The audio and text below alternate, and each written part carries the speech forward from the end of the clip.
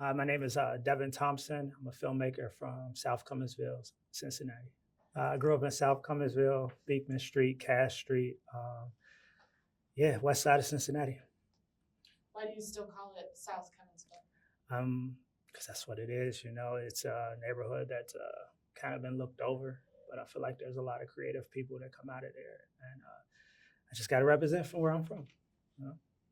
I went to a couple of different schools. I went to um, Bloom in Heberly in the West End, and I went to Hughes High School for a short time. Did you like Houston? Yeah, it was cool. That's why I learned teaching and technology. Got to, dabble in camera work and just film stuff. Did you graduate from Hughes? No, I did not graduate from Hughes. I got my GED later on. What year did you leave Hughes, just to kind of for Um, context? I want to say 2003. 2003. I've always been interested in filmmaking, just watching movies with my family. I come from a creative family, so we used to like cut up comic books and rewrite the stories and record the audio on cassette tapes and just, and my mom, she was a stand-up comedian, so it was always around. So, What's the kind of makeup of your family? Who's in it? What do they do? we have some dancers, we have some actors, we have other film directors, some musicians. Yeah, we're a really gifted family. I'm proud of that. Do you feel like your parents encouraged you to pursue the arts? Yeah, definitely. My mom, she told me you can do whatever you want, and you're going to be good at it. You're going to be successful at it. But she knew from a young age, it's like, okay, if you want to do this, then I'm going to help you and I'm going to show you how. Yeah. Is your mom funny? I think so. My whole family, they're I different. was just going to say, you got to say it on camera, so Yeah. they want to say yes. Yeah, Mom, you're doing your thing. You did your thing. I appreciate you. Yeah. You guys said you watched movies together as a family. Do you remember what movies you watched or what sticks out in your mind? Crooklyn, Spike Lee was like really life-changing movie to see a black family because we had a whole bunch of kids and cousins in my house, in my grandmother's house. So see another family on film with at least 10 people in there and see that like our life is normal. It's a natural thing, in a black community to have that many people in your family and also not be looked down on. It's like, okay, this is the norm. And also to see like introducing queer folk into my life from RuPaul being in the film and my mom explaining to me, and at a young age and understanding and accepting everyone. So I say Crooklyn was the big one growing up. More recently, the soundtrack and the sound design for Jordan Peele's Nope. I listen to that on vinyl. Just I can watch the movie. I can watch the movie on silent. I can listen to the soundtrack or the yeah. It's just I think that movie is amazing. What he did with minimal emotion from his main actor. And I try to express that in my characters. Like in Brown Boy, there's not much dialogue, but I want you to feel everything he's feeling from the leaves in his hands to the argument that's going on, just by facial expressions and the tone of everything. So can you kind of walk me through your like professional pursuits as a filmmaker? Like you got interested when you were young. How did that actually translate into becoming a filmmaker? And I want to say 2013 or 14 with Miles Ahead, the Don Cheadle movie. I was able to be an extra on that and spend 2 days with Don Cheadle and just being on set and seeing how everything works and how long things take, and that just lit a fire in me. It's like, okay, I want to create. I really want to do this, and it took some time, getting your feet in the water and be able to have the equipment to actually make the films and network with other people in Cincinnati. Now, do you write and produce and direct the films? What's your kind of creative process? It bounced around because when I first started, I was doing sound mixing, and I still do sound mixing. Um, and that's how I got my foot in the door. Got to meet people because everyone needs a sound person, and so I bought some of my film equipment, or quit my job and took some of my retirement money and just bought sound equipment, and just started networking and getting into competitions like the Winter Film Fest, doing that, and later on moved to Atlanta and started doing sound there, started getting more gigs, and things just kept rolling in, And I always, like I said before, I always used to cut up comic books and tell my own story. So recently, I've been getting more into writing and directing and producing. So the first thing I produce is 1+5+4. It's a photo and video series highlighting queer people of color. So it's one video, 5 pictures, and 4 questions about self and love. And I did that because I didn't know I didn't have anything else to do. I didn't have any work, so I just when I got my film equipment, I just started picking up people and figuring out how to interview people. Then after that, I did a small documentary series called The Dig, where I went to different record shops and highlighted the record store owners, and I had them bring in some of their favorite records, and we talked about that. After that, I got a PA position on a series called Seed Theory. Shout out to Mufaro, another filmmaker here in Cincinnati, and that's actually what really got my gears turning, with being around other creatives that's from the city like you, and like them just sharpening the iron and leaning on each other. So much, sorry. I did a project with Photo Focus during COVID with 5 other filmmakers and photographers, and it's basically like playing a game of telephone. Like, I send you a picture or a video, and you have 48 hours to respond and send it to the next person without letting them know about what I sent them. So we did that. Moved to Atlanta, slept in my car for 2 months, then got a job on a documentary in Europe. So I went to Europe for 3 weeks, 2.5 weeks, and did some sound on the first 48, 2 seasons of that, and Memphis, Tennessee. Just been rolling. Things just keeps coming in, Super grateful for it. Super every day grateful for this journey, because it hasn't been easy as a filmmaker, because you have to, put your own money up sometime, or sleep in your car, or just really grind.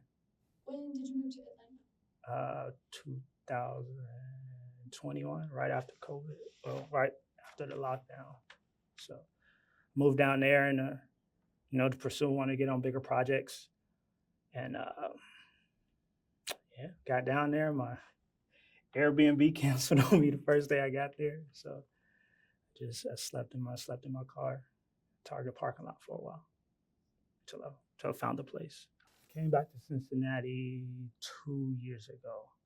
So I have congestive heart failure, and I needed to have a surgery that I have to every 10 years. And my doctors are up here. And I came back to have my surgery and got my defibrillator replaced. So that was almost 2 years ago, June of 23. Do you think you'll stay in Cincinnati? Are you planning to move on again? Wherever the work is, wherever the creators are, I'm there. I love Cincinnati. I love the people I've been working with, and I feel like we have something to say. We have stories to tell. So wherever the stories are, I'm there. Who are some of your favorites in Cincinnati? Who are some of your favorite filmmakers, artists, collaborators?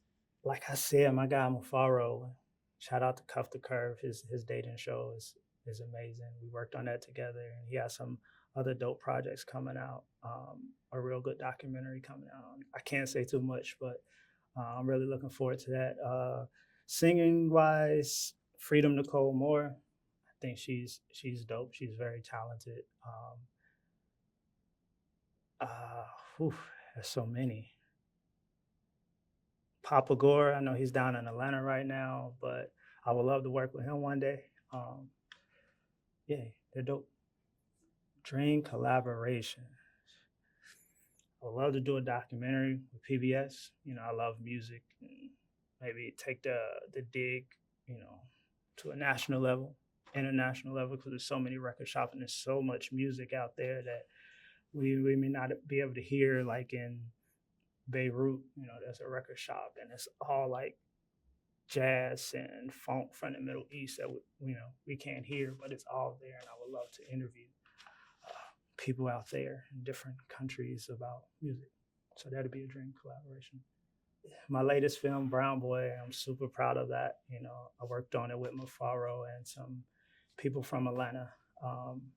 It was screened at the Independent Film Festival and Queer Voices of New York. And it's independent. We won the Founders Award.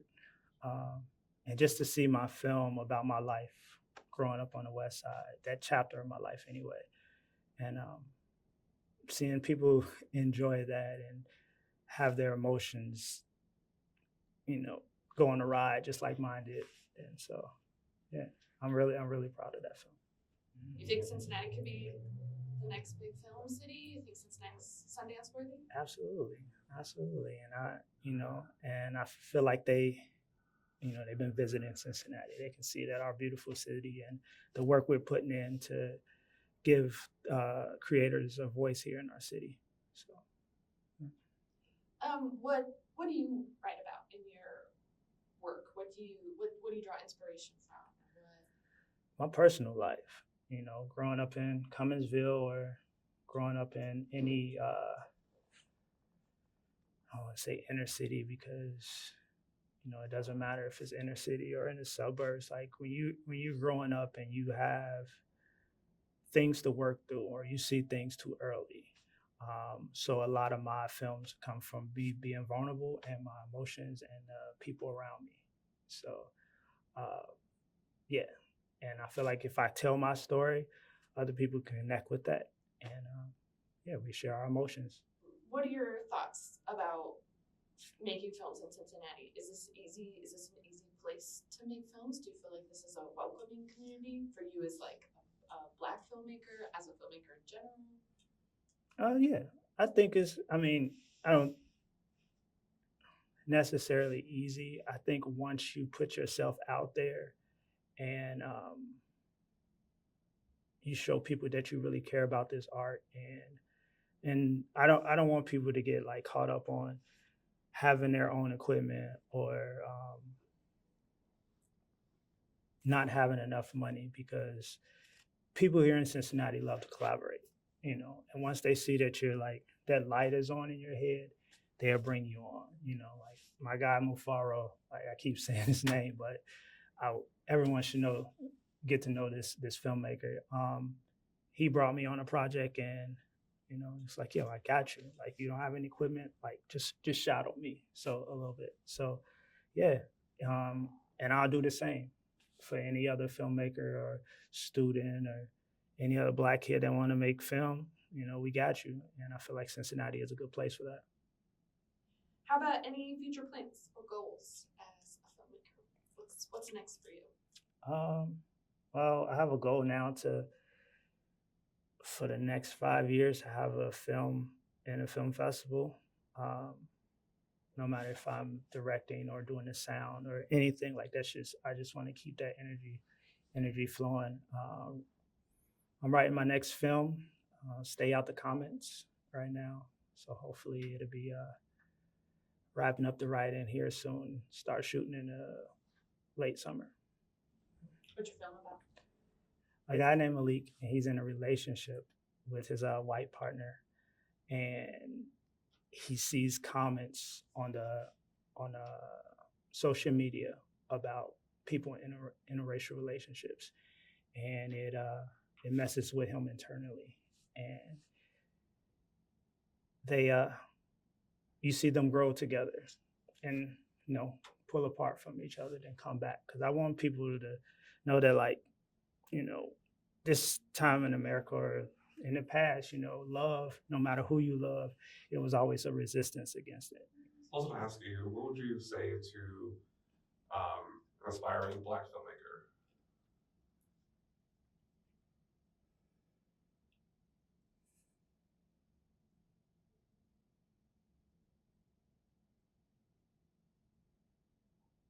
Tell your truth, and don't really